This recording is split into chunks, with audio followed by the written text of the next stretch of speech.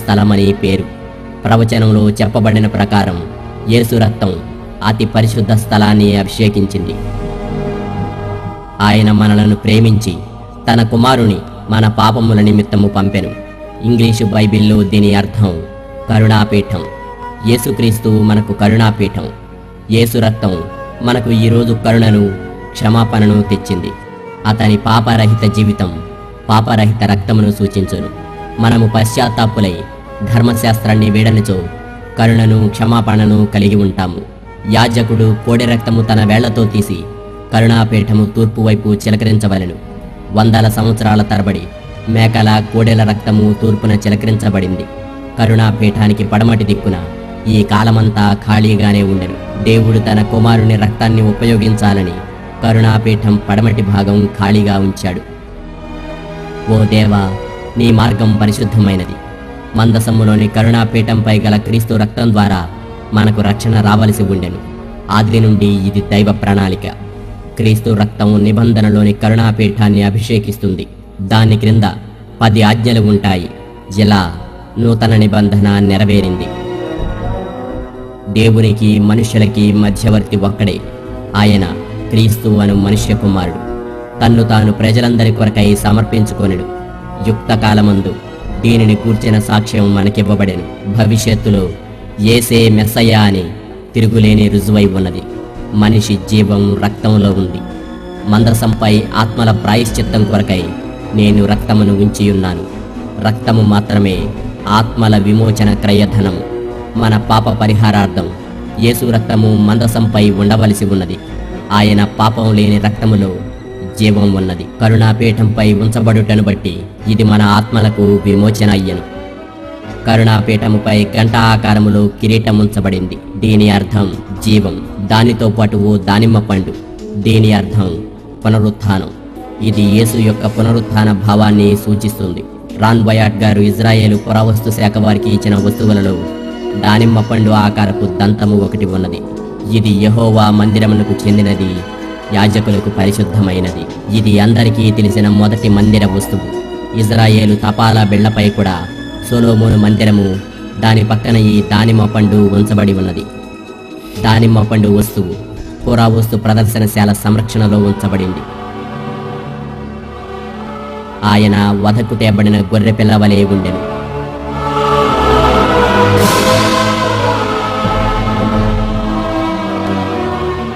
ఆయన మన అతిక్రమములకై గాయపరచబడెను, మన దోషములకై నలుగగొట్టబడెను.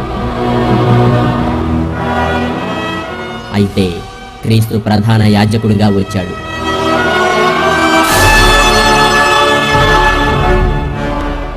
యేసు క్రిందకి చేరి పాపమనే గుంట నుండి మనిషిని కాపాడాడు. పరలోక తండ్రితో కలిసి ఉన్న సంబంధం ఒకటే ధర్మశాస్త్రాన్ని ఉద్ధరించగలవని రుజువు చేశాడు.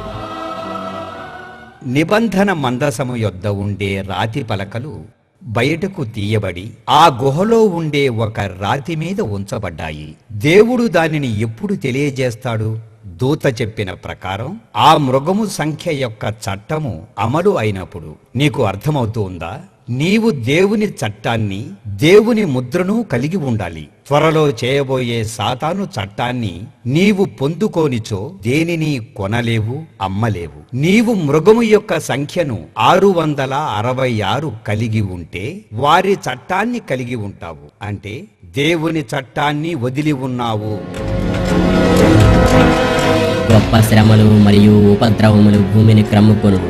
అదే సమయంలోనే మృగము యొక్క సంఖ్య బయలుపడింది.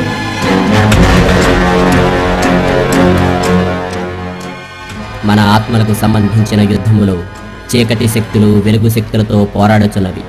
ఈ రోజులలో గొప్ప వివాదాలు నెలకొని ఉన్నవి. రానున్న రోజుల్లో ఆ మృగము యొక్క ముద్ర సమయములో ఇది బయటపడును. మృగము యొక్క ముద్ర చట్టపు సమయములో 2 రకాల ప్రజలు గుర్తింపబడుతురు. తప్పిపోయిన వారు మొదటి రకం. వీరు మృగము యొక్క ముద్రను పొందినందున రాత్రింబగళ్ళు సమయమనక మృగ విగ్రహాన్ని ఆరాధిస్తూ ఉంటారు. వాడి పేరును పొందుకున్న వారు మృగము యొక్క ముద్రను కలిగి ఉన్నారు. ఇక రక్షణ పొందిన వారు 2వ రకం. దేవుని ఆజ్ఞలను పాటించే వారి విశ్వాసం యొక్క సహనము ఇక్కడ ఆగుపించును. యేసునందున్న విశ్వాసమును బట్టి రక్షింపబడిన వారు మృగము ముద్ర యొక్క ఏలుబడితో కూడా దేవుని ఆజ్ఞలను మాత్రమే పాటించుదురు. వారు మృగము యొక్క ప్రభుత్వమును వెంబడించుటకు వ్యతిరేకించును, ఎందుకనగా అవి దేవుని ఆజ్ఞలకు వ్యతిరేకముగా ఉన్నవి. దేవుని చట్టానికి విధేయులగుటకు వారు పరిశుద్ధాత్మకు వారి జీవితములపై అధికారమునిచ్చిరి, తద్వారా వీటిని జయించిరి. నా ప్రజలారా, దానిని విడిచి బయటకు రండి, లేనిచో దాని పాపములలోనూ దాని రోగములలోనూ పాలు పొందుదురు. ప్రియులారా, నిబంధన మందసము కనుగొనబడింది. రాతి పలకలు అందుబాటులో ఉన్నాయి. దేవుడు నిర్ణయించినప్పుడు ఈ భూ ప్రజలకు తెలియజేయబడును. అప్పుడు వారిలో ప్రతి ఒక్కరూ దేవుని చిత్తము తెలుసుకుంటారు. తొందరలోనే మృగము యొక్క ముద్ర మరియు దాని పరిపాలన బలవంతంగా అమలుపరచబడతాయి. 10 ఆజ్ఞలలో ఏదేని ఒకటి తప్పుటకు మనుష్యులను బలవంతము చేయును, లేనిచో క్రయ విక్రయాలకు తావుండదు. విశిష్ట సంఖ్య గల క్రోమోజోముల పరిశోధన మరియు 10 ఆజ్ఞలు నోవాహు వడ వీడియో టేపులు ప్రపంచానికి చూపబడను. ప్రపంచ సువార్త వ్యాప్తికి ఇవి పరాకాష్ట. ప్రతివారు యేసులో పశ్చాత్తాపపడి క్షమాపణ పొంది పరిశుద్ధాత్మ ద్వారా 10 ఆజ్ఞలకు లోబడాలి, లేదా ఆ మృగపు ముద్ర వేయించుకొని తప్పిపోవాలి. భూమిపై ప్రతి ఒక్కరూ అవస్థలో ఉంటారు కనుక దేవుని ద్వారా క్రీస్తు తన ప్రజలను పరలోక గృహానికి తీసుకుపోతాడు. నా నిబంధనను నేను రద్దుపరచను, నేను నా నోటి మాటలను మార్చను. ఆ ఘట సర్పము ఆగ్రహము తెచ్చుకొని దేవుని ఆజ్ఞలను గైకొనుచు యేసును గురించి సాక్ష్యమిచ్చుచూ ఉన్నవారైన ఆమె సంతానములో శేషించిన వారితో యుద్ధము చేయుచు బయలువెడలి సముద్ర తీరమును నిలిచెను.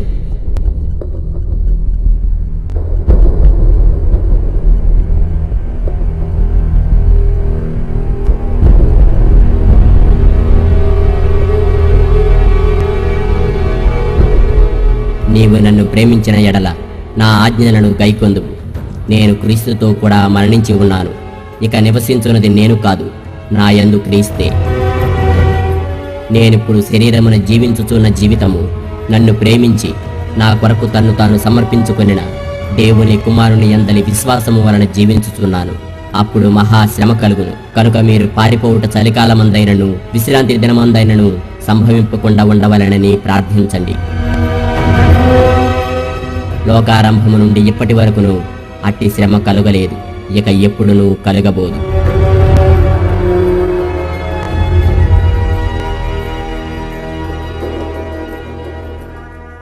మెరుపు తూర్పున పుట్టి పడమటి వరకు ఎలాగూ కనపడును,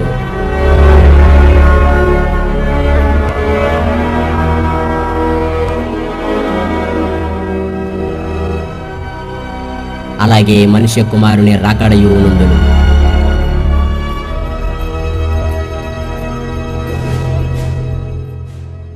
అప్పుడు మరి ఒక దూతను చూచి తిని, అతడు మీరు దేవునికి భయపడి ఆయన మహిమపరచబడి ఆయన తీర్పు తీర్చు ఘడియ వచ్చెను కనుక ఆకాశమును భూమిని సముద్రమును జలధారలను కలుగజేసిన వానికి నమస్కారము చేయుడి అని గొప్ప స్వరముతో చెప్పెను. వేరొక దూత మహోద్రేకముతో కూడిన తన వ్యభిచార మద్యమును సమస్త జనములకు త్రాగించిన ఈ మహాబబులోను కూలిపోయెను అని చెప్పెను. ఈ క్రూర మృగమునకు గాని దాని ప్రతిమకు గాని ఎవడైనను నమస్కారము చేసి తన నొసటి యందేమి చేతి మీదనేమి ఆ ముద్ర వేయించుకుని ఎడల ఏమీయూ కలపబడకుండా దేవుని ఉగ్రత పాత్రలో పోయబడిన దేవుని కోపమును మద్యమును వాడు త్రాగును. పరిశుద్ధ దూతల ఎదుటను గొర్రెపిల్ల ఎదుటను అగ్ని గంధకముల చేత వాడు బాధింపబడును. అప్పుడు మనుష్య కుమారుని సూచన ఆకాశమందు కనపడును. అప్పుడు మనుష్య కుమారుడు ప్రభావముతోను మహామహిమతోను ఆకాశ మేఘారూఢుడై వచ్చట చూచి భూమి మీదనున్న సకల గోత్రముల వారు రొమ్ము కొట్టుకుందురు. అన్యాయము చేయువాడు ఇంకను అన్యాయము చేయనిమ్ము, అపవిత్రుడైన వాడు ఇంకను అపవిత్రుడుగానే యుండనిమ్ము, నీతిమంతుడు ఇంకను నీతిమంతుడుగానే యుండనిమ్ము, పరిశుద్ధుడు ఇంకను పరిశుద్ధుడుగానే యుండనిమ్ము. ఇదిగో త్వరగా వచ్చుచున్నాను. వాని క్రియ చొప్పున ప్రతి వానికిచ్చుటకు నేను సిద్ధపరిచిన జీతము నా యొద్ద ఉన్నది. ఆ దినమున ప్రజలు ఇలా అందరూ, ఇదిగో మనలను రక్షించునని మనము కనిపెట్టి ఎన్నుకున్న మన దేవుడైన యెహోవా ఈయనే, ఆయన రక్షణను బట్టి సంతోషించి ఉత్సహింతము. ఇదిగో ఆయన మేఘారూఢుడై వచ్చుచున్నాడు. ప్రతి నేత్రము ఆయనను చూచును. ఆయనను పొడిచిన వారును చూచెదరు. భూజనులందరూ ఆయనను చూచి రొమ్ము కొట్టుకొందురు. అవును, ఆమెన్.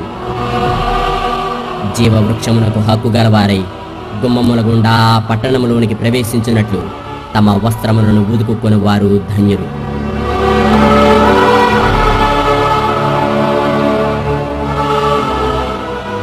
యేసయ్యా, నీకు వందనాలు.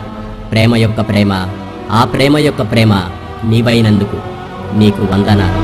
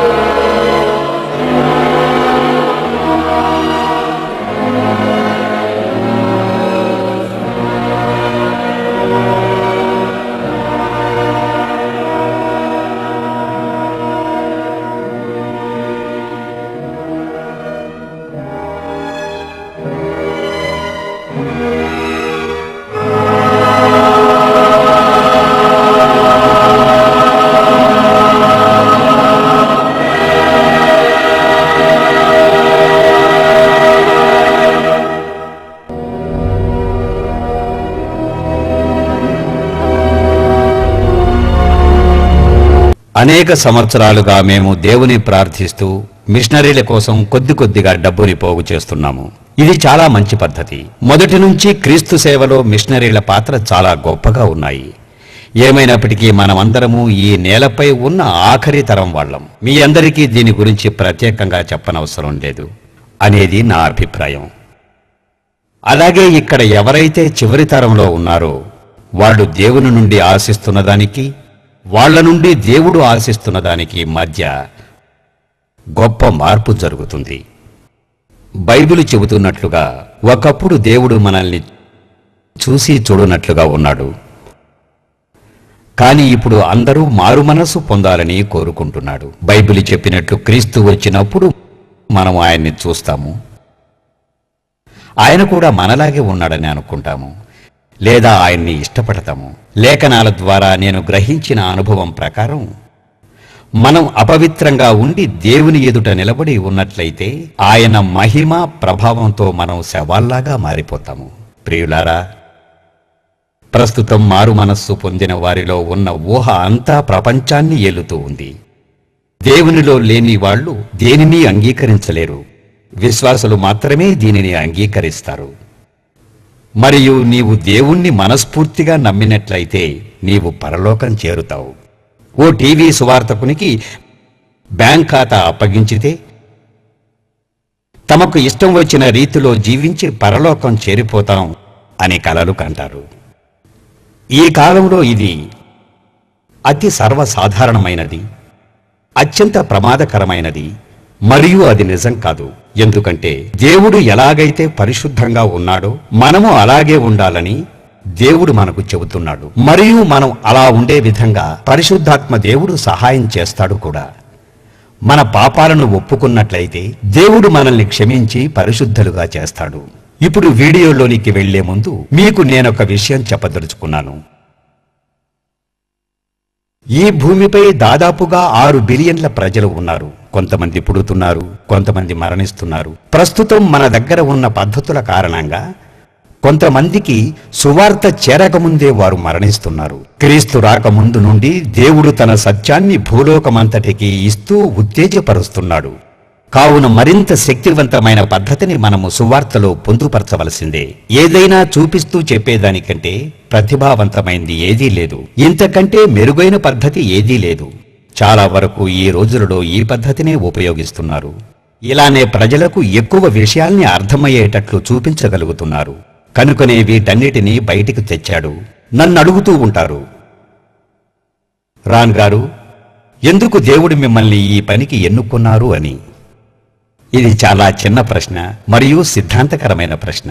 ఏవైతే మనకు అవసరమో వాటినే దేవుడు మన కోసం ఉపయోగించాడు. నేను కలలో కూడా ఊహించని రీతిలో దేవుడు అవకాశాన్ని ఇచ్చి నేను ఊహించిన దానికన్నా విలువైన రుజువులను సేకరించుటకు, వాటిని భద్రపరుచుటకు దేవుడు నాకు సహాయం చేశాడు. మొదట నోవాహు ఓడను, దాని ఆధారాలను కనుగొనడమే నా జీవితాశయంగా ఉండేది. అనుకోని విధంగా దేవుడు నన్ను నడిపిస్తూ అనేక మలుపులు తిప్పి మిగతా వాటిని వాటంతట అవే నా మార్గానికి వచ్చేటట్లు చేసి వాటిని కనుగొనేటట్లు చేశాడు. నేను అదృష్టవంతుడిని. కనుకనే వీటన్నిటినీ దేవుడు బయటికి తెచ్చాడు. దేవుడిచ్చిన ఈ అవకాశాన్ని ఎంతో కృతజ్ఞతగా భావిస్తున్నాను. దేవుడు నన్నే ఈ పనికి ఎన్నుకొని తరతరాల నుండి ఎవరూ కనుగొనని ఈ నగ్న సత్యాలను ఆధారాలతో సహా కనిపెట్టడానికి నన్ను వాడుకోవడంలో ఉన్న ఆంతర్యం ఏమిటంటే, మామూలు వాళ్ళు వీటిని కనుగొన్నట్లయితే వారికి ఆ శక్తి సామర్థ్యాలు ఉన్న కారణంగా కనుగొన్నామనే పేరు వచ్చేది. అలా జరగకుండా దేవుడు నన్ను ఎన్నుకుని ఈ పనులు చేయటంలోని ఆంతర్యం, దేవుడే ఈ పనులను చేయదలిచాడు అని అర్థం. అవును, ప్రభావవంతమైనవే.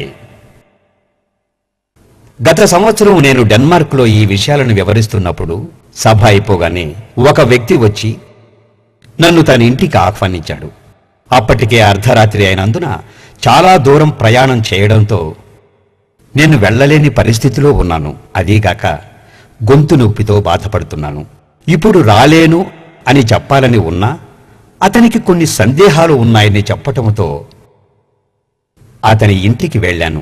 అక్కడ వాళ్ళు నాకు వనమూలికలు కలిపిన టీ ఇచ్చారు. ఆ టీ త్రాగగానే నా గొంతు నొప్పి పోయింది. వారితో చాలాసేపు మాట్లాడినా నా గొంతు ఇబ్బంది పెట్టలేదు. అతని భార్యకు కూడా కొన్ని సందేహాలు ఉన్నాయి. వాటిని నేను ఆవిడకు అర్థమయ్యేటట్టుగా వివరించాను. అవన్నీ వాస్తవమేనని ఆమెకు అనిపించింది. అప్పుడు ఆమె భర్త, ఈ మధ్య వాళ్లకు ఎదురైన అనుభవాన్ని ఒకటి చెబుతానన్నాడు. అతను మాట్లాడుతూ, తాను బైబిలును ముద్రించే బృందంలో సభ్యుడునని, కొన్ని వేల గ్రంథాలు ముద్రించి కమ్యూనిస్టు దేశాలలో వాటిని పంచేవాళ్లమని, అయితే అక్కడ చాలామంది ప్రజలు బైబిలును కొనరు, అంతేగాక ఇది ఒక కల్పిత పుస్తకమని వారికి తెలిసిన రీతిలో జవాబులిచ్చేవారు అని చెప్పాడు. ఇలా అతను చెబుతూ, అందుకు నేను ఒక పద్ధతిని కనుగొన్నాను అని, చెక్ రిపబ్లిక్ దేశానికి వారి భాషలోనే కొన్ని వేల బైబిల్స్ని మేము ముద్రించాము. మేము అక్కడికి వెళ్లి ఒక పెద్ద హాలును వాళ్ళ మేనేజ్మెంట్ సహాయంతో అద్దెకు తీసుకున్నాము అని చెప్పాడు. నా అభిప్రాయం, అతను వాళ్ళకి $100 చెల్లించుంటాడు. కొన్ని వేల మంది హాజరు అయ్యేటట్టుగా చూసుకుని ప్రచారం చేశాడు. అది ఏమిటంటే, ఉచితంగా వీడియో చూపించబోతున్నామని మరియు ఉచితంగా బైబిల్ ఇస్తాము అనేది వాళ్ళ ప్రచారం. ఆ సభకు 14,000 మంది ప్రజలతో ఆ హాలు నిండి ప్రక్కన గోడల మీద కూడా ప్రజలు నిలబడ్డారు. వాళ్ళు బైబిల్ ఉచితంగా ఇవ్వటానికే సిద్ధమవగా ఆ సభకు వచ్చిన ప్రజలు, బైబిల్ మాకు వద్దు, అది ఒక కట్టుకథ, కేవలం వీడియో చూడటానికి మాత్రమే మేము వచ్చాము అని అన్నారట. మనమందరము వీడియో పద్ధతిని అనుసరించుటకు ఇష్టపడతాము. నాకు బాగా గుర్తుంది, నా చిన్నప్పుడు ఒక చిత్రము చూడటానికి ఎంత దూరమైనా వెళ్లేవాడిని. అది ఏది అయినా సరే చూడటానికి వెళ్లేవాడిని. ఎందుకంటే అప్పుడు అంతా కొత్తగా ఉండేది. ఇప్పుడు నేను అదే నమ్ముతున్నాను. ప్రజలు కూడా ఈ పద్ధతికే తప్పకుండా స్పందిస్తారని, కనుక వాళ్ళకి ఆ వీడియో వారి భాషలోకి తర్జుమా చేసి చూపించగా, వీడియో చూసిన వెంటనే ప్రజలు ఎంతో ఇష్టముతో బైబిల్ తీసుకున్నారు. ప్రజలు ఏదైతే కట్టుకథ అని తీసిపారేశారు. కానీ 20 నిమిషాలు, 30 నిమిషాలు, అలా 1 గంట అవగానే వాళ్ళు మనస్సు మార్చుకుని దానిని వారు దైవవాక్కుగా భావించసాగారు. కావున ప్రియులారా, ఈ వీడియో మనల్ని చాలా ప్రభావితం చేస్తుంది. చెక్ రిపబ్లిక్నే కాదు, ప్రపంచాన్నే మార్చగల శక్తి ఈ వీడియోకి ఉంది.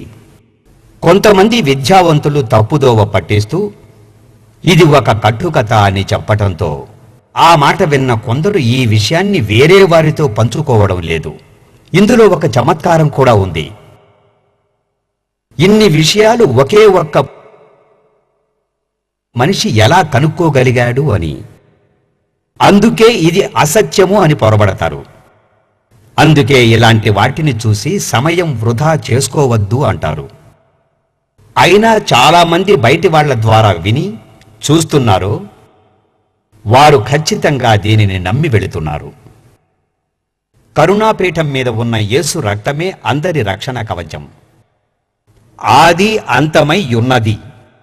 దానికన్నా లోతైన విషయం ఏదీ లేదు. అందువలన మనము సత్యం తెలుసుకోవాలి అనే కాంక్షతో ఈ రోజు దేవుడు వీటిని బయటికి తీసుకువచ్చాడు. ఈ విశ్వాసాన్ని మనం ఎప్పుడైతే బలపరుస్తామో ఆ రోజే దేవునికి సాక్ష్యంగా వాడబడతాం. ఇక్కడున్న హిందూ, ముస్లిం, సిక్కు, బౌద్ధ, ఇతర మతాల సహోదరులు కూడా వారి వారి నమ్మకాలపై పెంచబడ్డారు. మనం అందరం ఎంతైతే విశ్వాసంతో పెరిగామో అలాగే వారు కూడా పెరిగారు. అలాంటి వారిని కూడా దేవుని వైపు మరల్చుటకు ఆ దేవుడే ఈ వీడియోని వెలుగులోకి తీసుకువచ్చాడు. బైబిల్ గ్రంథము ఓ పద్ధతిని, లేక దేవుడు బైబిల్ నందు ఓ పద్ధతిని కలిగి ఉన్నాడు. ఆమోసు వ్రాసిన గ్రంథములో 3వ అధ్యాయము 7వ వచనములో చెప్పిన ప్రకారం దేవుడు ఆయన ఏర్పరచుకున్న ప్రవక్తల ద్వారాను మరియు ఆయన దాసుల ద్వారాను ఆయన చేయబోయే రహస్యములను ఆది నుంచి బయలుపరుచుచుండెను. అలాగే పాత నిబంధనలోనూ కొన్ని ప్రవచనములు ఇవ్వబడ్డాయి. అవి నెరవేరుతున్న కొలది అవి క్రొత్త నిబంధనలో కూడా వ్రాయబడ్డాయి. అయితే కరుణాపీఠము మీద ఉన్నటువంటి క్రీస్తు రక్తానికి ఎంతో ప్రాముఖ్యత ఉన్నందుకై అది పాత నిబంధనలో ఎందుకు పొందుపరచబడిందో తెలుసుకోవాలని మీరు ఆతృత కలిగి ఉన్నారని నేను నమ్ముతున్నాను. దానియేలు గ్రంథము 9వ అధ్యాయంలో 24వ వచనం ప్రకారంగా ప్రాథమికంగా 70 వారాలు మనుష్యుల మీద ఆధారపడి ఉంటుంది. ఇంకా ఏమి చెబుతుందంటే పరిశుద్ధ స్థలమును అభిషేకించుటకు, పాపమును నివారణ చేయుటకు 70 వారాలలో సమస్తము పూర్తి కావలెను. ఈ చివరి వచనం గురించి నేను చాలా ప్రసంగాలు వినలేదు. సాధారణంగా అది అందరి గురించి వ్రాయబడి ఉంటుంది. యేసుక్రీస్తు యోర్ధానులో బాప్తీసము తీసుకున్నప్పుడు పరిశుద్ధాత్మ ఒక పావురం వలె ప్రభువు తల మీదికి దిగుతుంది అని వ్రాయబడింది అని చెబుతుంది. ఏది ఏమైనా క్రీస్తు ప్రపంచములో 3 పరిశుద్ధులలో ఒకడు అయినప్పటికీ ఆయన అతి పరిశుద్ధ స్థలము మాత్రము కాదు. నిబంధన మందసంపై ఉన్న కరుణాపీఠమే అతి పరిశుద్ధ స్థలము అని చెబుతారు. కావున అతి పరిశుద్ధ స్థలమున అభిషేకించడం అంటే అతి పరిశుద్ధ స్థలమైన కరుణాపీఠంపై ఎన్నో మిలితాలను కలిపి చేసిన అభిషేక తైలమును అనేక సంవత్సరాల తరబడి కరుణాపీఠమును అభిషేకిస్తున్నారు. ఈ మధ్య కాలంలో హిబ్రూ యూనివర్సిటీ పురావస్తు శాఖ వారికి కుమ్రాన్ అనే గుహ యొద్ద ఒక అభిషేక తైలపు పాత్రను కనుగొనిది. దీనిని ఉపయోగించి ఇలాంటి అభిషేక తైలమును తయారు చేయుటకు ప్రయత్నించుచున్నారు. ఎన్నో ప్రత్యేక గుణములు గల ఈ అభిషేక తైలము యేసుక్రీస్తు రక్తమునకు సాదృశ్యముగా ఉండెను. అందువలన ప్రియులారా, మనము దానియేలు 9వ అధ్యాయం 24వ వచనములో చివరి భాగము జాగ్రత్తగా ప్రార్థనాపూర్వకంగా విశ్వసించి ప్రవచనాన్ని చూచినట్లయితే ఈ 70 వారాల వ్యవధిలో యేసుక్రీస్తు యొక్క ప్రశస్త రక్తము అతి పరిశుద్ధ స్థలమైన కరుణాపీఠమును అభిషేకించిన అది అభిషేక తైలమే అవుతుంది. ఈ విషయాలు జరిగాయని నూతన నిబంధనలో ఎక్కడైనా వ్రాయబడ్డాయో లేదో మొదటగా పరిశీలిద్దాం. మొదట యోహాను 5వ అధ్యాయంలో 7, 8, 9 వచనములలో ఇలా వ్రాయబడి ఉంది. మనం మొదట 7వ వచనమును పరిశీలిద్దాం. ఈ వచనం ప్రకారం పరలోకములో మన పక్షమున ఉన్నవారు ముగ్గురు, తండ్రి అయిన దేవుడు, వాక్యము మరియు పరిశుద్ధాత్ముడు. వీరు ముగ్గురు ఒక్కరే. 8వ వచనం ప్రకారం భూమిపై ముగ్గురు సాక్ష్యమిచ్చుచున్నారు. ఈ ముగ్గురు అనగా ఆత్మ, నీళ్లు మరియు రక్తము. ఈ ముగ్గురు ఒక్కరే. ఈ ముగ్గురు ఏకీభవించుచున్నారు. చాలా ప్రాముఖ్యమైన 9వ వచనం ప్రకారం చూస్తే మనము మనుషుల సాక్ష్యము అంగీకరించినట్లయితే దేవుని సాక్ష్యం మరీ గొప్పది మరియు బలమైనది. అది తన కుమారుణ్ణి గూర్చి ఇస్తున్న సాక్ష్యం. తండ్రి కుమారుణ్ణి గూర్చి, ఆత్మను గూర్చియు, నీళ్లను గూర్చియు, రక్తమును గూర్చియు ఇచ్చిన సాక్ష్యము మరియు ఈ మూడు ఒక్కటియే. మొదటి తిమోతి 2వ అధ్యాయం 5, 6 వచనములలో ఏమున్నదో పరిశీలిద్దాం. దేవుడు ఒక్కడే, దేవునికి నరులకు మధ్యవర్తి ఒక్కడే. ఆయనే యేసుక్రీస్తు అను మనుష్య కుమారుడు. సమయం ఆసన్నమైనప్పుడు ప్రజలందరి కొరకు తన్ను తాను బలిగా సమర్పించుకొనెను. దేవుని సమయం ఆసన్నమైనప్పుడు దేవుడే ఆత్మను గూర్చియు, నీళ్లను గూర్చియు, రక్తమును గూర్చియు రుజువుగా సాక్ష్యమిచ్చెను. ఇప్పుడు అదియే రుజువై ఉన్నది. ప్రియ స్నేహితులారా, నీవు నేను చరిత్రలో ఈ సందర్భాన్ని చూస్తున్నప్పుడు దేవుడు ప్రియకుమారుణ్ణి గూర్చి ఇచ్చే సాక్ష్యం ఏమిటంటే, కుమారుడైన క్రీస్తు సర్వ మానవాళి కొరకై చేసిన శిలువ మరణ యాగాన్ని బట్టబయలు చేయుచున్నాడు. ఇప్పటిదాకా వీటన్నింటినీ చూపించే ఆధారాలు ఎవరూ కనుగొనలేకపోయారు. ప్రపంచానికి దివ్య సందేశాన్ని ఇవ్వటానికే దేవుడు ఒక మనిషిని సన్నద్ధం చేస్తున్నాడు. 10 ఆజ్ఞల రాతి పలకను దేవుడు లోకానికి పరిచయం చేయగానే అందులో ఈ నిజాలన్నీ ప్రపంచానికి తెలియబోతున్నాయి. తద్వారా సొలొమోను మందిరం ఉపకరణాలు మరియు నిబంధన మందసం యొక్క విలువైన దృశ్యాలను ప్రపంచానికి స్పష్టంగా తెలియజేయబడతాయి. వేల లక్షల ప్రజలు వీటి అర్థమేమిటని అడిగేవాళ్ళు. ఇది అంతా దేని గురించి అని ప్రశ్నించే వాళ్ల వద్దకు దేవుడు ఈ దృశ్యాలను చూపించటానికి సన్నద్ధపరుస్తున్నాడు. జరగబోయే దానిని వివరంగా ఈ ప్రజలకు చెప్పడానికి దేవుడు నిన్ను నన్ను సిద్ధపరుస్తున్నాడు. దేవుడు చేయవలసిన పని త్వరలో ముగియుచున్నది. ఏది ఏమైనా నీవు నేను ఈ కార్యములో పాలు పంచుకోబోచున్నాము, లేదా దేవునికి అండగా నిలబడబోచున్నాము, లేకుంటే విడిచిపెట్టబడతాము. మన కోసం దేవుడు అన్నీ తీసుకువస్తున్నాడు. ఈ చివరి రోజులలో దేవుడు తన శక్తిని తెలియజేయబోతున్నాడు. ఆ పరిశుద్ధాత్మ శక్తి మనల్ని తొందరగా మరియు సంపూర్ణంగా అంగీకరింపజేస్తుంది. నేను బైబిల్ క్లాస్ ఇచ్చాను, శుభవార్తను చాటాను. అది నాకు ఎంతో ఆనందాన్ని ఇచ్చింది. మీరు కూడా నాలాంటి అనుభవం కలవారే. కానీ ఈ సత్యములో మనుషుల్ని ఒప్పించటానికి నెలల తరుబడి సమయం పట్టింది. అయితే నా అనుభవం ద్వారా చెప్పేది ఏమిటంటే,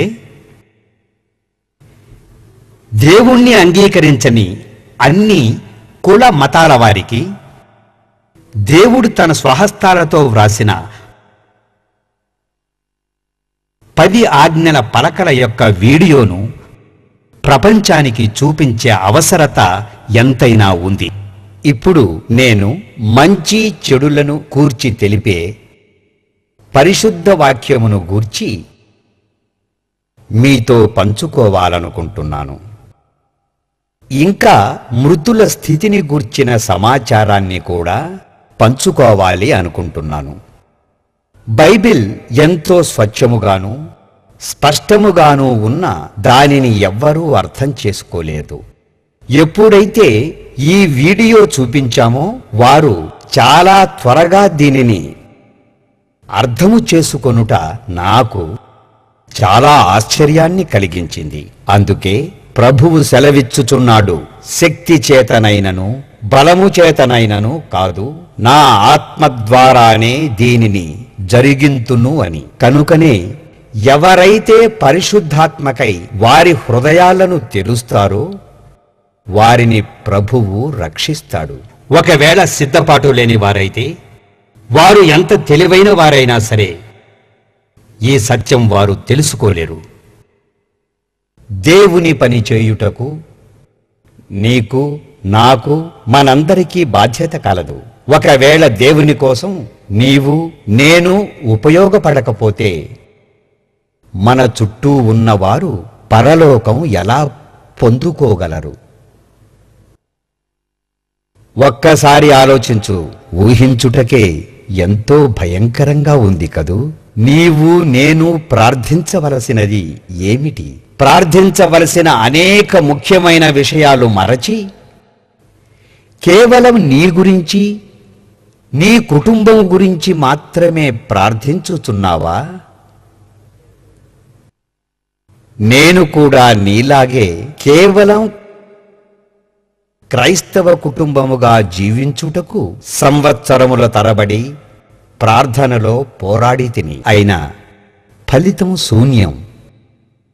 ఆత్మల భారము కలిగి ఉండుటకు ప్రార్థించి తినో, నా ప్రార్థన మారెను, నా జీవితము మారెను.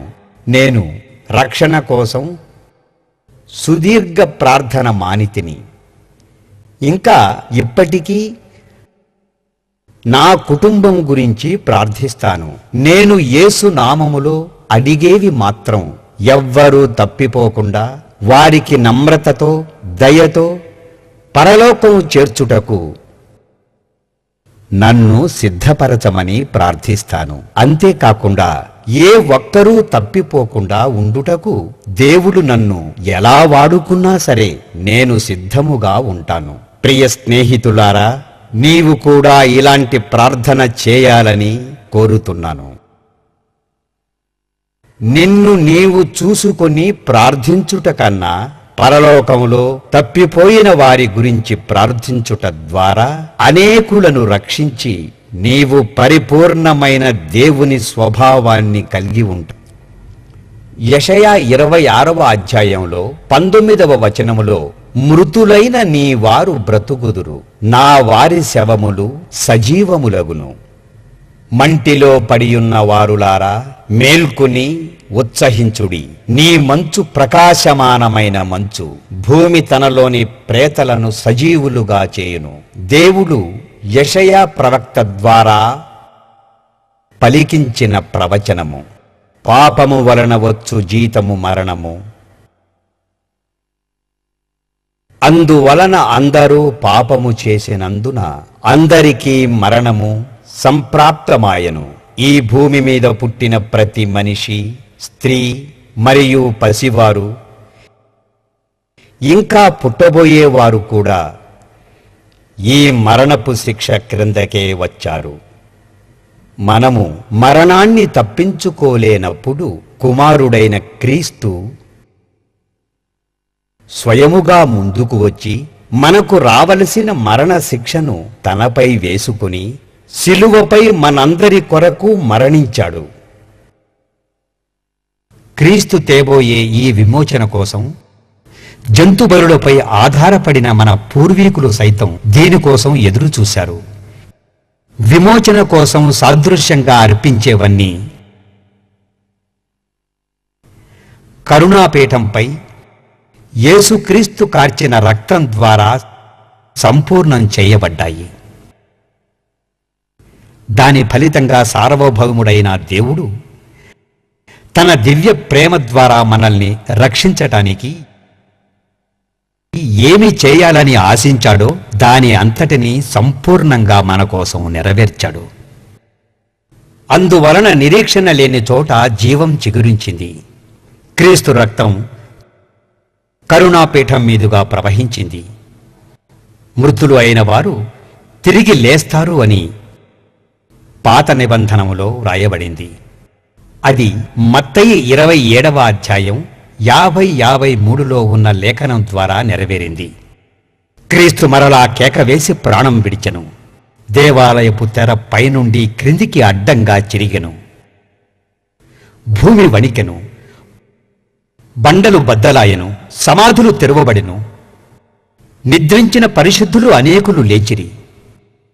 దీని అర్థం ఏమిటంటే, యేసు మరణించిన 3వ రోజు తిరిగి లేచాడు. ప్రభువు లేచాడు గనుకనే పరిశుద్ధులందరూ లేవగలిగారు. చాలామందికి ఇది కనిపించింది. దీనర్థం దేవుడు యేసుక్రీస్తు యొక్క బలిని అంగీకరించాడు. ఆయన చచ్చిన వారిని కూడా బ్రతికించగలడు. ఆయనను నమ్మిన వాళ్ళు ఎవరు అయితే మరణించారో వారిని కూడా బ్రతికించి సజీవులుగా మార్చగలిగాడని మనము నమ్మటానికి ఇది బలమైన ఆధారం. స్నేహితులారా, దేవుడు వీటన్నిటినీ చూపించి చెప్పుటకు మనకు దయచేశాడు. అందువలన ఇతరులు తొందరగా విశ్వసించుటకు మనము వారితో వీటిని పంచుకోగలము. అబద్ధములు చాలా పెరిగెను. కుయుక్తితో కూడిన కట్టుకథలు. వీటి ఆధారంతోనే సాతాను 3వ వంతు దేవదూతలను తన వశం చేసుకున్నాడు. అయితే సత్యమును ప్రేమించు వారిని దేవుడు రక్షిస్తాడు. ప్రభువు ఇలా సెలవిస్తున్నాడు: వారు సత్యమును దేవుణ్ణి ప్రేమించుటలేదు, కనుక దురాత్మను వారిపైకి పంపుచున్నాడు. కావున ప్రియులారా, దేవుని తెలుసుకొని సత్యాన్ని ప్రకటింతుము. అలా కానిచో మనం కూడా వారిలాగానే మోసగింపబడతాము. ఇది తప్ప మనకు వేరే మార్గం లేదు. దేవుడు సత్యం కోసం మనకు అప్పగించిన పనిని పూర్తి చేయడానికి మనము సిద్ధంగా ఉండవలసిందిగా మీ అందరినీ హెచ్చరిస్తున్నాను. ప్రతి సందేహానికి మించిన ఆయన ప్రేమను మనకు అందించెను. ఆయన మన కోసం పరలోకమును వదిలి ఇక్కడికి వచ్చాడు. మనము యేసయ్యతో మాట్లాడటానికి ఇదే సరియైన సమయం. నేను ఏదో ప్రసంగం చేస్తూ ప్రభువు నిన్ను పిలుస్తున్నాడు అని చెప్పడం లేదు. నీవు ప్రశాంతంగా కారు నడుపుతున్నప్పుడు, క్షేమంగా ఇంటికి వెళుతున్నప్పుడు, పరలోకములో ఉన్న మన తండ్రి అయిన దేవునికి నీకోసం ఆయన చేసిన దానికి కృతజ్ఞతలు చెప్పవలసిందిగా వేడుకుంటున్నాను. ఎలాగంటే, నిన్ను తీసుకుని సత్యం కోసం వాడుకోమని వేడుకోవాలి. నీవు ఇతరులను రక్షించుటకు వాళ్ళు దేవుణ్ణి నమ్మేటట్లుగా నన్ను ఉపయోగించుకోమని అడగాలి. ఇప్పుడు మీరు అడిగే ప్రశ్నలకు జవాబులు వెనక భాగంలో మొదట మీరు చేయెత్తారు. చెప్పండి. రాన్ గారు, మీరు మందసం ఫోటో తీసినప్పుడు అది రాలేదు. నా ప్రశ్న ఏమిటంటే, నిబంధన మందసం యొక్క ఛాయాచిత్రము ఎప్పుడైనా మీరు తీస్తే వచ్చిందా? మంచి ప్రశ్న. మా దగ్గర మంచి ఛాయాచిత్రాలు ఉన్నాయి. 10 ఆజ్ఞల రాతి పలకలు అందరి దర్శనానికి పెట్టినప్పుడు మేము చూపిస్తాము. ఈ సంవత్సరమే అది జరుగుతుందని నేను తలంచుచున్నాను. అప్పుడు నేను మంచి ఛాయాచిత్రాలు తీయలేకపోవుటకు కారణం, ఆ సమయమున నేను గుహ నుండి బయటికి వచ్చి ఎవరినైనా కేక వేసి పిలిచి మంచి ఛాయాచిత్రాలు తీసి చూపించేవాడిని. కానీ నేను చేయవలసింది అది కాదు. దేవుడు నా నుండి దానిని కోరడం లేదు. అందుకే నేను ఛాయాచిత్రములు తీయటకు దేవుడు అనుమతించలేదు. అయితే రానున్న జన్మలలో మీరు కొద్దిగా ప్రయాణం చేసి కొంత దూరం వెళ్ళగలిగితే దేవుడు సొంతంగా తన వ్రేలితో వ్రాసిన 10 ఆజ్ఞల పలకలను మీరు చూడవచ్చును. మందసమును చూడగలరు. సన్నిధి రొట్టెల బల్లను, దీపస్తంభమును, బంగారు ధూపార్తిని, బంగారు ధూప వేదికను, కొన్ని సమర్పింపబడిన వస్తువులను, అంతేకాక కరుణాపీఠం పైన ఉన్న క్రీస్తు రక్తమును కూడా మీరు చూడగలరు. రాన్గారు, ఒకవేళ ప్రభువే దాన్ని కాపాడుతూ ఉంటే ఎవరైనా ఇప్పుడు దాన్ని తాకవచ్చునా? అందరూ తాకవచ్చని నేననను. నేను నమ్మేది ఏమిటంటే, ఒకవేళ నీ ఉద్దేశాలు దేవుడే నీకు కలగజేసినట్లయితే నిరభ్యంతరంగా తాకవచ్చు. మీకు తెలుసు మంచితనం మనలో లేదని. దేవుడు ఇవ్వకుండా మనకు మంచితనం రాదు. దాన్ని దేవుని దగ్గర నుండి తీసుకోవటానికి ముందు మనం ఇష్టపడాలి. మనం చేసే ప్రతి పాపం, అంటే మనం తెలిసి చేసిన పాపాన్ని, తెలియక చేసిన పాపాన్ని రెండింటినీ క్షమించమని దేవుడిని ప్రార్థించినట్లయితే ఫలితం ఉంటుంది. అయినా మన మంచి దేవునికి మురికి గుడ్డతో సమానం. కావున ఈ ప్రపంచంలో దేవుడు మనకు చెప్పని వాటిని చేసినట్లయితే మనకు నరకమే మిగులుతుంది. ఎవరైతే యేసుక్రీస్తు రక్తములో మరియు ఆయన నామములో ఎవరు కడగబడతారో వాళ్లే దానిని తాకగలరు. అంతకంటే ముందు దేవుడు చెప్పింది మనము పాటిస్తున్నామా లేదా అన్నది ముందు మనకు తెలియాలి. లేవి క్రమములో ఉంటున్న లేవీయులు దానిని ముట్టినప్పటికీ క్షేమం కలుగుతుందని చెప్పలేము. దావీదు మందసం తీస్తున్నప్పుడు అది క్రింద పడుతుంటే ఉజ్జియా దానిని తాకితే మరణించాడు. ఇజ్రాయేలు ప్రభుత్వం నిబంధన మందసం దగ్గరకు 6 లేవీయులను పంపారు. మందసాన్ని తీసి మందిరం నిర్మించేదాకా దానిని సురక్షిత ప్రదేశానికి తరలించాలని, తిరిగి ఆగిపోయిన రక్తబలులను ప్రారంభించటానికి వారు అలా చేశారు. కాని వాళ్ళు ఆ గుహలో ఉన్న మందసమును చేరకముందే నరాలు చిట్టి చనిపోయారు. అందువలన మంచి ప్రవర్తన లేకపోతే మందసాన్ని తాకటం సాధ్యం కాదు. వారు ఎలాంటి వారైనా సరే, ఏ వంశము వారైనా సరే ఇక్కడ కుదరదు. రాన్ గారు, అది ఎక్కడ కనుగొనబడింది? సరి అయిన స్థలమని చెప్పుటకు నాకు అనుమతి లేదు. అయితే నేను కనుగొన్న దగ్గర మాత్రం నిబంధన మందసం ఖచ్చితంగా ఉంది. మీరెప్పుడైనా దాన్ని ముట్టుకున్నారా? నేను మందసములో ఉన్న 10 ఆజ్ఞల రాతి పలకలను బయటికి తీయుచుండగా అనుకోకుండా నేను నిబంధన మందసమునకు తగిలితిని. దీనిని నేను బయలుపరచకూడదు. కాని దేవుడు తాను చేయునది ఒక ఉద్దేశము కలిగి చేస్తాడు. నేను వెతుకుతున్నది నేను కనుగొన్న వెంటనే బయటికి తేవాలని నేను అనుకోలేదు. అది ఓ 90 అడుగుల సొరంగ మార్గము. నేను ఆ సొరంగం తవ్వటము ప్రారంభించినప్పటి నుండి 90 అడుగులు త్రవ్వితిని. అనగా భూమికి 45 అడుగులు క్రింది భాగమున నిబంధన మందసము ఉండెను. ఏది ఏమైనప్పటికీ అప్పటి పరిస్థితులను బట్టి నేను మందసమును బయటికి తీయలేకపోయాను. నేను ఉండే హోటల్లో $300 కూడా చెల్లించలేని పరిస్థితిలో ఉన్నాను. నా పరిస్థితులు ఎలా ఉన్నప్పటికీ ఇతర పరిశోధనల కన్నా ఎక్కువ రుజువులు చూపించగలిగితిని. దీనిని దేవుడు మరుగు చేయుటకు ఒక ఉద్దేశము కలిగి ఉన్నాడు. ఆ సమయం వరకు, ఆయన సిద్ధపాటు వరకు మనం వేచి చూడాల్సిందే. ఆధ్యాత్మిక నడిపింపు అని చెప్పుకుంటూ ఈ రోజుల్లో అనేకులు టీవీలలోనూ ఇతర బహిరంగ ప్రదేశాలలోనూ మనకు కనబడతారు. అందులో అనేకులు రాన్ యాట్ గారు ఒక గొప్ప అబద్ధాల కోరు, అసలు అతను నిబంధన మందసమునే కనుగొనలేదంటారు. ఇంకా అతను టర్కీ దేశము కూడా వెళ్ళలేదు అంటారు. ఇక్కడ మీరు ఒక విషయం అర్థం చేసుకోవాలి. నేను అటువంటి వాళ్లను కాని అస్సలు పట్టించుకోను. ప్రస్తుతం పురాతన వస్తు శాస్త్ర ఉద్యోగులు మీరు కనుగొన్న వాటిని గురించి ఏమంటున్నారు? మీరు కనిపెట్టిన విషయాలు అర్థవంతంగా బైబిల్ అనుసరించి ఉన్నప్పటికీ అది నమ్మశక్యం కాదని అంటారు ఎందుకు? మేము కనుగొన్నవి సత్యం, నిజం. అవి ఆధ్యాత్మికంగా వివేచన గలవి. మరియు ఒక నిబంధన మందసము తప్ప మిగతా అనేక సమర్పింపబడిన వస్తువులు, వాటన్నిటికీ రుజువులు మేము ఇజ్రాయేలు పురావస్తు శాఖకు అప్పగించాము. మా దగ్గర అన్ని సాక్ష్యాలు ఉన్నాయి. వారికి కూడా తెలుసు అవి కనుగొనబడ్డాయని. ఇప్పుడు ఏమి చేయాలో తెలియని స్థితిలో ఇజ్రాయేలు దేశం ఉన్నది.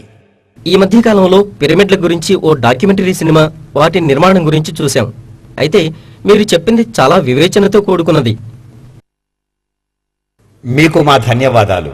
కొందరు పురావస్తు శాస్త్రజ్ఞులు మేము కనుగొన్న వాటిని నమ్ముచున్నారు, అయితే కొందరు నమ్మరు. ప్రియ స్నేహితులారా, కొందరు మేము నోవాహు ఓడును కనుగొనలేదు అంటారు. వారు ఏమన్నప్పటికీ, వారి ఉద్దేశాలు ఏమైనప్పటికీ సత్యాన్ని ఎవ్వరూ మార్చలేరు కదా. వారు ఆషెను పట్టణాలు అగ్నిగంధక సల్ఫర్ గోళీలతో నిండి ఉన్న మైదానాలు అని నమ్ముతారు. అయితే అవి మాత్రం దేవుడు అగ్నిగంధకాలతో కాల్చిన గొమెర్రాయని రాన్ యాట్ గారు చెప్పుటకు రుజువులు లేవంటారు. ఏది ఏమైనప్పటికీ ఆదికాండం 10వ అధ్యాయములో 19వ వచనములో ఇలా ఉంది: యోర్ధాను లోయ ప్రాంతములో మైదానాలు ఉత్తరము నుండి దక్షిణానికి ఉంటాయని మనకు సమాచారం అందుతుంది. ప్రభువు ముందుగానే తెలియజేసినందుకు ఆయనకు ముందుగా నా వందనములు. పరిశుద్ధాత్మ నడిపింపునకు ఒప్పుకోని వారికి సత్యం చాలా భయంకరంగా ఉంటుంది. సత్యానికి విధేయత చూపని వారికి సత్యం దూరమైపోతుంది. మీరు చెప్పండి సార్. రాన్ గారు, ముస్లింలు, ఇస్రాయేలీలు, గ్రీక్ సనాతన ప్రజలు మరియు క్యాథలిక్లు డోమ్ ఆఫ్ ద రాక్ పై ఆధిపత్యానికి ప్రయత్నిస్తున్నారు. ఈ తెగల మధ్య పోరాటాలు ఎందుకు జరుగుతున్నాయి? మానవ మేధస్సుకు అందని రీతిలో దేవుడు తన కార్యములను జరిగించుచున్నాడు. ఈ విషయాలన్నిటి చుట్టూ దేవుడుంటాడు. ఏది ఏమైనప్పటికీ స్నేహితులారా, ఇంకా కొంతకాలము తర్వాత భూమి మీద ఉన్న అన్ని సంస్థల సంఘాల నాయకులు, అన్ని చర్చీల సంఘాల నాయకులు ఏకమై రానున్న దినాలలో ఇజ్రాయేలు చేరే అవకాశం ఉంది. ఈ సంవత్సరం గడిచిన తరువాత వారు పోపుతోనూ, దలైలామాతోనూ, ఇంకా ఇతర సంస్థల అధిపతులతోనూ పోగై వారి మధ్య ఉన్న తారతమ్యాలు తీసేసుకుని ఏదో ఒక విధముగా వారు మృగము యొక్క ముద్రకు అనగా సాతాను కోడ్ 666కు మార్గం ఏర్పాటు చేసుకుంటారు. నేను తొందరగా ఓ 2 వచనాలు మీతో చెప్పనివ్వండి, ఆపై మనం ముందుకు వెళ్ళొచ్చు.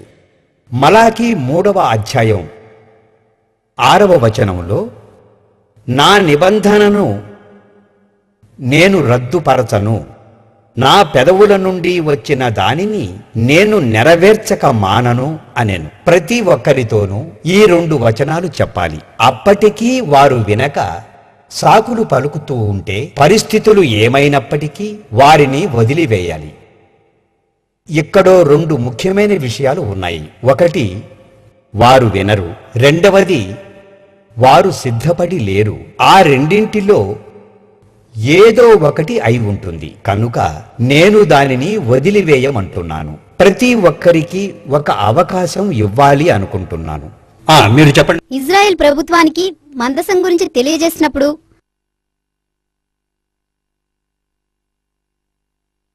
అక్కడ అధికారులు మందసం బయటికి రావడం గురించి ఏమన్నారు?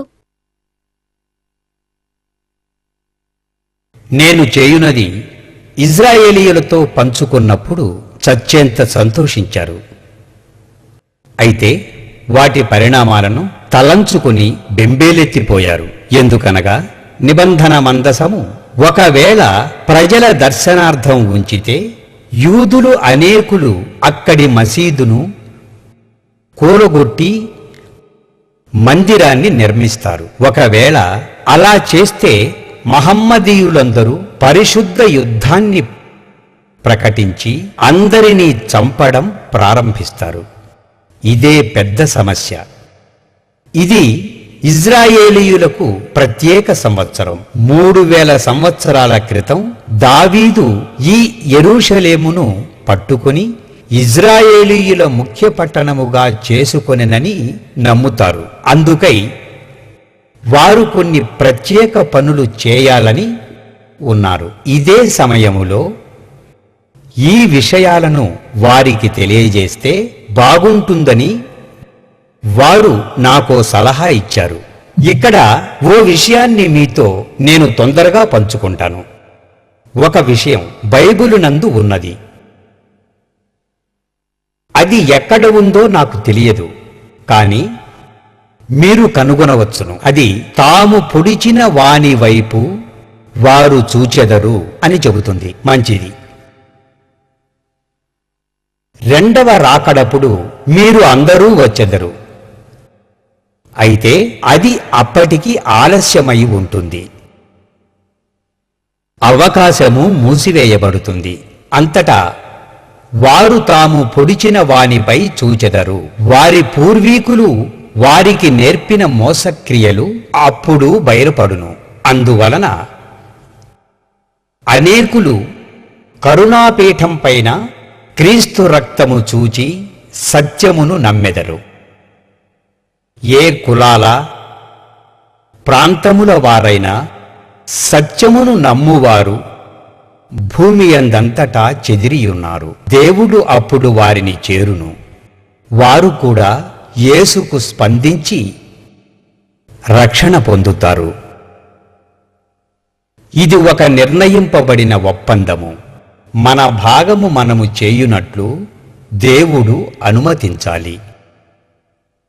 నిబంధన మందసం యొక్క మంచి ఛాయాచిత్రాలున్నాయా? మా వద్ద అన్నీ సిద్ధముగానే ఉన్నాయి.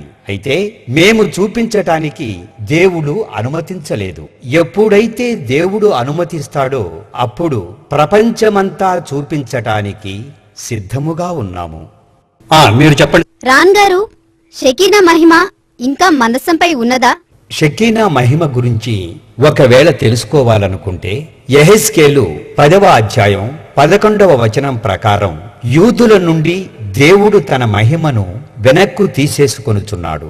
ఆమోసు 3వ అధ్యాయం 7వ వచనం మరియు ఆయన తన దాసులైన ప్రవక్తలకు చెప్పకుండా ఏమీ చేయడు. కనుకనే దేవుడు తన దాసుడైన యెహెజ్కేలునకు కనబరుస్తున్నాడు. యెహెజ్కేలును దేవుడు తీసుకుని యెరూషలేములో యూదులు దేవునికి వ్యతిరేకముగా చేయు ప్రతి అసహ్య కార్యక్రమములను మొదటగా చూపించెను. ఆ తర్వాత 10 మరియు 11వ అధ్యాయములలో యెహెజ్కేలును దేవుడు మందిరములోనికి తీసుకుని పోగా యెహెజ్కేలు ఆత్మతో నింపబడి ఇలా చెప్పెను, నేను చూడగా కెరూబులు పైన దేవుని మహిమ నిలిచెను. అది దేవుని ఆత్మ, షకీనా మహిమ. అర్థము చేసుకోగలిగితే ఆ మహిమ షకీనా మహిమ.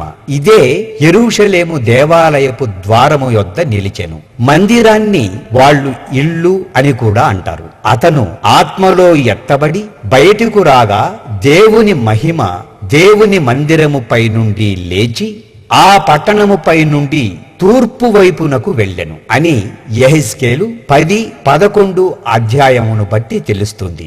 ఇది క్రీస్తు పూర్వం 587లో దేవుని మందసము దాచిపెట్టుటకు కొద్ది కాలము ముందు జరిగెను. నిబంధన మందసము దాచిపెట్టిన స్థలమే నేను కనుగొన్నది. నిబంధన మందసము ఎవరి రక్షణలో ఉన్నది? మంచి ప్రశ్న. అక్కడ 6 లేవీయులు కనుగొనబడ్డారు. వాళ్ళు లోనికి వెళ్ళటానికి ప్రయత్నించారు, కానీ ఆ గుహలోకి చేరలేక సొరంగ మార్గ మధ్యములోనే మరణించారు. అది ఎప్పుడూ ఆయన రక్షణలోనే ఉంటుంది.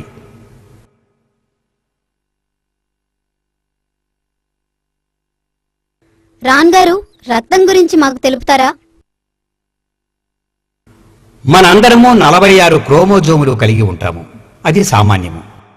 ఒకవేళ డౌన్ సిండ్రోమ్ ఉంటే సంఖ్య మారిపోతుంది. క్రీస్తుకు 24 క్రోమోజోములు ఉన్నాయి. ఇదో పెద్ద వింత. 23 మన తల్లి నుండి పొందుకుంటాము. ఇవి లేకుండా గర్భము పొందుట జరగని పని అని భావించుచున్నాను. 23 మన తండ్రి నుండి పొందుకుంటాము. తండ్రి నుండి మనకు వచ్చే క్రోమోజోముల ద్వారా ఆడ లేక మగ నిర్ధారణ అవుతుంది. తల్లి ఎక్స్ క్రోమోజోమును మాత్రమే విడుదల చేస్తుంది. తండ్రి ద్వారా ఎక్స్ లేక వై ఆకారంలో ఉండే క్రోమోజోములు ఉత్పన్నమవుతాయి. తండ్రి వైని విడుదల చేస్తే మగ, ఎక్స్ని విడుదల చేస్తే ఆడ పుడతారు. ఏది ఏమైనప్పటికీ తల్లి 23 క్రోమోజోములు మాత్రమే ఉత్పత్తి చేసే శక్తిని కలిగి ఉంటుంది. కాబట్టి తండ్రి అయిన యెహోవా కుమారుడు అయిన క్రీస్తు కొరకు వైని ఉత్పత్తి చేశాడు. అందుకే దేవుడు కుమారుడి గురించి సాక్ష్యమిచ్చుచున్నాడని బైబిలు చెబుతుంది. దీనిని నీవు తగు సమయమందు చూస్తావు. మీలో కొందరు ఇప్పటికే గమనించారు, ఎక్కడైనా చచ్చిన రక్తములో జీవముంటుందా? క్రోమోజోమ్స్ను వెతకగలమా? ఇప్పుడు మీరు ఒక వచనాన్ని గుర్తుకు తెచ్చుకోవాలి. నీ పరిశుద్ధుణ్ణి పాతాళం నుండి విడిచిపెట్టవు, కుళ్ళు పట్టనీయవు. ఈ వాక్యం యేసు శరీరం గురించి ఇలా వ్రాయబడిందని అనుకునేవాడిని. అది నేడు రక్తం గురించి కూడా వ్రాయబడింది. రక్తం ఎండిపోయింది, అయితే అది చావలేదు. సాధారణ సెలైన్తో మేము దానిని మిళితం చేసిన వెంటనే అందులో జీవం ఉండెనని తెలుసుకుంటిమి. అవును, ఇజ్రాయేలీయులకు నిబంధన మందసము కనుగొనబడిందని తెలుసు. అయితే ఈ సత్యాన్ని మరుగు చేయుటకు బయట దీనిని గురించి స్వచ్ఛమైన సత్యాన్ని కలుషితం చేయుటకై కొన్ని కథలు వ్యాప్తిలో ఉన్నాయి. ఒకటి, అది నెబో కొండపై కనుగొనబడిందని, ఇంకొకటి ఇథియోపియాలో కనుగొనబడిందని కథలు ఉన్నాయి. అది క్రీస్తు సిలువ వేయబడిన ప్రదేశములో కనుగొనబడింది. మీరందరూ దీనిని గుర్తిస్తున్నారు. నాతో ఉన్న ముగ్గురు వారు నిజాయితీగా సత్యాన్ని చెప్పారు అని నేను నమ్మలేదు. వారు అక్కడి అధికారులకు లొంగి సత్యాన్ని చెప్పలేకపోయారు. ఇప్పుడు అందరూ అడిగిన ఓ ప్రశ్న, ఇజ్రాయెల్ ప్రభుత్వం నిబంధన మందసం కనుగొనబడిందని నమ్ముతూ ఉందా? అక్కడ 10 ఆజ్ఞల పలకలు మంచి స్థితిలోనే ఉన్నాయి. నిబంధన మందసము, వాటిపై ఉన్న అమరికలు కూడా బాగున్నాయి. చిగురించిన అహరోను కర్ర, మన్నా పాత్ర అక్కడ లేవు. వారి వస్త్రములు పాతబడలేదు, వారి చెప్పులు తెగిపోలేదు అని విన్నాం కదా. అందుకే వాటిని కూడా ఇక్కడ దాచిపెట్టడం జరిగింది. రాణి గారు, రాతి పలకలు ఏ ఆకారంలో ఉన్నాయి? మీ ప్రశ్న గోల్కతా కొండ కింద ఉన్న నిబంధన మందసములోని 10 ఆజ్ఞల రాతి పలకలు ఎలా ఉన్నాయి అనే కదా.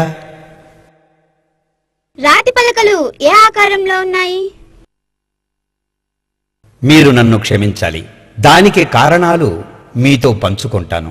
మీ అందరికీ తెలుసు 10 ఆజ్ఞల రాతి పలకలు నిబంధన మందసములో అమర్చబడ్డాయి అని. నిబంధన మందసము పెద్దదేమీ కాదు. ఏది ఏమైనప్పటికీ మీరందరూ ఎక్కడెక్కడి నుంచి వచ్చారో నాకు తెలుసు, నేను అర్థం చేసుకోగలను. ఒక విషాద సన్నివేశాన్ని 10 మంది చూచిన తరువాత వారిని ఎవరన్నా ఆ విషయం అడిగితే 10 రకాలుగా వారి ఆలోచన చొప్పున వాళ్ళ ధోరణిలో చెప్పుతారు. ఇది సర్వసాధారణం. కనుక నేను వాటి గూర్చి మీకు ఇప్పుడు చెబితే మీరు వాటిని చూడలేదు కనుక వాటిని మీరు ఊహించుకుంటారు. ఆపై కొద్ది కాలానికి అంతా మరిచిపోతారు. రాన్ యాట్ గారు ఇలా చెప్పారు, అలా చెప్పారు అని చెప్పడం మొదలు పెడతారు. అందుకే నేను అలా చేయదలుచుకోలేదు. మేము ఆ గుహలో ఉన్న రాతి పలకలను బయటికి తెచ్చినప్పుడు మీలో కొద్ది మంది మీరు చెప్పినది ఒకటి, ఇక్కడ ఉన్నది ఇంకొకటి అని అడుగుతారు. కనుకనే నేను వాటి గురించి మీతో చెప్పదలుచుకోలేదు. నన్ను క్షమించండి. దేవుని చిత్తమైతే త్వరలో మీరందరూ 10 ఆజ్ఞల పలకలను, మందసాన్ని, యేసు రక్తాన్ని చూడబోతున్నారు. మీరు చెప్పండి సార్. అవి హెబ్రీ భాషలో ఉన్నాయా లేక ఏ భాషలో ఉన్నాయి? అవి హెబ్రీ కన్నా పురాతన భాషలో ఉన్నాయి. అప్పుడు వాటిని మేము చదవలేకపోయాము, కానీ చదవగలిగే స్థితిలోనే ఉన్నాయి. అకాడియన్ హిబ్రూ గాని చదవగలిగే వారు మాత్రమే వాటిని చదవగలరు. మీరు 70 రోజులు జైల్లో గడిపారనుకుంటా? మీ వీడియో ద్వారా అర్థమైంది స్నేహితులే ఆ పని చేసి ఉంటారని. అవును, మా స్నేహితులు కొందరు నమ్మించి నమ్మక ద్రోహం చేశారు. నేను, నా 2 కుమారులు సౌదీ చట్టాన్ని చవిచూచాము. అక్కడ ఎవరైనా అమెరికా వాసులు వీసా పేపర్లు లేకుండా సౌదీ దేశంలోకి ప్రవేశించి పట్టుబడితే వారు సౌదీ పొలిమేరల వరకు పట్టుబడిన వారిని తీసుకుని వెళ్లి చెప్పులతో కొట్టి తరిమి వేస్తారంట. అంతకు మించి శిక్షిస్తే 15 రోజులు జైల్లో ఉంచుదురు. నేను 4.5 సంవత్సరాల నుండి సీనాయి పర్వతాన్ని చూడాలని ప్రయాసపడుతుండగా 15 రోజులు జైలు జీవితం ఏమంత పెద్ద శిక్షగా నాకు అనిపించలేదు. సీనాయి పర్వత ప్రాంతములోనికి చేరి ఆ కొండపైకి వెళ్ళాము. ఒకవేళ నేను తిరిగి రాలేనేమో అని కొందరికి దీని గురించి చెప్పి ఉంచాను. ఆ ప్రియులందరి పేర్లు నేను చెప్పలేను గాని అందులో ఒకరు అపోలో 15 యొక్క వ్యోమగామి జమ్ ఎర్విన్. అతను ఇప్పుడు ప్రభువునందు నిద్రించెను. పరలోకములో నేను ఆయన్ని కలుసుకుంటాను. ఆయనకు నేను ఇలా చెప్పాను, జిమ్, ఒకవేళ నేను 15 రోజుల్లో నీకు ఫోన్ చేయకపోతే మేము ఏదో ప్రమాదములో ఉన్నామని తెలుసుకో. మేము సమస్యలో ఉంటాము కనుక మమ్మును బయటికి తెచ్చుటకు నీవు ఏమి చేయగలవో దానిని చేయి. అయితే 15 రోజుల తర్వాత మేము బయటికి వచ్చే సమయంలో ఎవరో సౌదీ రాయబారి కేంద్రానికి ఫోన్ చేసి యాట్ ఇజ్రాయేలు వేగులవారు అయినప్పటికీ ఈ దేశాన పురావస్తు శాస్త్రజ్ఞుడుగా ప్రవర్తిస్తున్నాడని చెప్పడంతో నన్ను, నా 2 కుమారులని 78 రోజులు జైల్లో ఉంచడం జరిగింది. ఆ సమయంలో నేను మందసం గురించి పంచుకోవడం వలన నమ్మక ద్రోహులైన నా స్నేహితులే ప్రచారం చేసుకోవడం జరిగింది. అయితే సిబిసి టెలివిజన్ వారు నాతో వీటిని కనుగొనిరని ముఖాముఖిగా మాట్లాడటం వలన ప్రజలకు నేనే కనుగొన్నానని తెలిసింది. ఒకవేళ నేను జైల్లో 78 రోజులు ఉండనిచో ఈ టీవీ వారి ద్వారా ఈ కార్యక్రమం జరగకపోయేది. అందుకే దేవుడు ప్రతి పరిస్థితిలోనూ పని చేస్తూనే ఉంటాడు. గుహలో ప్రవహించిన రక్తాన్ని నీవు ఎలా కనుగొన్నావు? నేను ఏమి చేశానో నన్ను వివరించనీయండి. ఈ ప్రశ్నోత్తరాల సమయంలో నేను ఏమి చెప్పాలో నేను దేవుణ్ణి అడిగి, దేవా, నీవు ఏమి చెప్పాలో అదే చెప్పుటకు నేర్పమన్నాను. నేను చెప్పు వాటిని మీరు గుర్తుంచుకుంటారు. మమ్మల్ని కారణమడుగు ప్రతివానికి జవాబిచ్చుటకు సిద్ధపడి ఉండవలెనని బైబిల్ చెబుతుంది. ఒక క్రమం ప్రకారం మన జవాబులు సత్యమని వారు తెలుసుకుని వరకు వాటిని వారికి తెలియజేయాలి. కానీ వారిని నిరాశపరచకూడదు. అలా చేయనిచో మనము చేయకూడనివి చేయుచున్నాము. ఇప్పుడు మనం రక్తం గురించి తెలుసుకుందాం. యేసయ్య చనిపోయినప్పుడు భూకంపం వచ్చి పర్వతములు బద్దలై బండరాళ్లు పగిలాయి. రాయి కంటే 8 రెట్లు గట్టివైన సున్నపురాయి సైతం చీలి దాదాపు అర్ధడుగు వెడల్పు దారి పైనుండి క్రిందకు ఏర్పడింది. ఈ సున్నపురాళ్లు మట్టిలాగా ధూళిలాగా రక్తాన్ని పీల్చుకోవు. కనుకే యేసయ్యను చివరిగా బల్లెపు పోటుతో పొడిచినప్పుడు కారిన రక్తం సరాసరిగా చీలిన సొరంగం గుండా కారి మందసంపై పడింది. ఆదివారం యేసు సమాధి నుండి లేచినప్పుడు పరలోకము నుండి దూత వచ్చి అడ్డురాయి దొర్లించెను. అప్పుడు పెద్ద భూకంపం కలిగెను. మరలా యేసు సమాధి నుండి లేచినప్పుడు పరలోకము నుండి దూత వచ్చి అడ్డురాయి దొర్లించెను. అప్పుడు పెద్ద భూకంపం కలిగెను. అందువల్ల పగిలిన బండరాళ్లు తిరిగి మూసుకుపోయెను. క్రీస్తు శకం 70వ సంవత్సరమున పట్టణము నాశనము చేయబడినప్పుడు ఈ ప్రాంతమంతా కూడా చెత్తా చెదారాలతో గుట్టగా వేయబడింది. సంవత్సరములు గడిచిన కొద్దీ అనేక భూకంపాలకు లోనై మళ్లీ కొద్దిగా ఈ చీలిక ఏర్పడింది. నేను దాన్ని కొలుచుటకు పైభాగము నుండి ఒక స్టీలు బద్దను పెట్టి లోపలికి పంపగా నేను నా స్నేహితుడు దానిని చేయుచుండగా నా మదిలో మెరిసిన తలంపుకు అనుగుణంగానే ఆ బద్ద కింది వరకు ప్రక్కలు తగలకుండా వెళ్ళగలిగను. అప్పుడు నా మనస్సుకు తట్టినది వాస్తవమని గ్రహించితిని. ఈ తలంపు నాలో ఉండుట వల్ల ఎంతో జాగ్రత్త వహించితిని. ఎన్ని సందేహాలు ఎదురైనా ఒక సమయంలో అన్నింటికీ జవాబులు ఉంటాయి. ఇదే మంచి సమయం. ప్రియులారా, జ్ఞాపకముంచుకోండి, దేవుణ్ణి ఆయన కుమారుని రక్తనామమును అడగండి. ఎవరో ఒకరిని పరలోకం పంపటానికి, విధేయతతో ఇతరులతో పంచుకోవటానికి, ఇతరులపై ఆసక్తి కలిగి ప్రభువు కోరిన దాంతో వారికి విన్నవించటానికి శక్తినివ్వమని అడగండి. అలా అడగకపోతే వాళ్ళు పరలోకం ఎలా చేరతారు? ప్రపంచంలో ఎంతో సంపద దాగి ఉంది, చెప్పలేనంత కోట్ల కోట్ల బంగారము. అలాంటి వస్తువులను కనుగొనటానికే దేవుడు ఒక పరికరాన్ని మనకు అనుగ్రహించి ఉన్నాడు. ఏది ఏమైనప్పటికీ అది ఒకరిని కూడా పరలోకం తీసుకెళ్లలేకపోతే చేసినదంతా వృధానే అవుతుంది.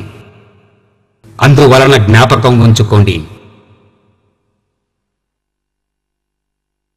మనము ఒక్కరినైనా పరలోకం పంపగలిగే జ్ఞానాన్ని సంపాదించలేకపోతే మనకున్న జ్ఞానమంతా వ్యర్థమైనట్లే. సమయాన్ని వృధా చేయవద్దు. చరిత్రలోని ఈ చివరి రోజుల్లో ఎన్ని సత్యాలు నేర్చుకున్నా గాని ప్రత్యక్షంగా ఒక్కరినైనా రక్షించలేకపోతే జ్ఞానమంతా వృధా అయినట్లే. మీకు ధన్యవాదాలు. దేవుడు మిమ్మల్ని రక్షించుగాక.